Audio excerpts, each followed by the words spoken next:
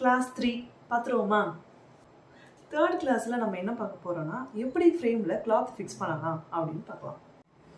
First poplin cloth எடுத்துப்போம். Poplin cloth எடுத்துகிட்டு இந்த ஃப்ரேம் இது வந்து 18 இன்ச் ஃப்ரேம். நான் ஒன்று டீச் பண்ணும்போது மறுபடியும் இன்ஃபர்மேஷன் கொடுக்கேன். 18 இன்ச் ஃப்ரேமில் எப்படி ஃபிக்ஸ் பண்ணலான்னு பார்க்கலாம். இந்த 18 இன்ச் ஃப்ரேமில் க்ளோஸாக இருக்கும். இதில் 2 ரிங் இருக்கும்.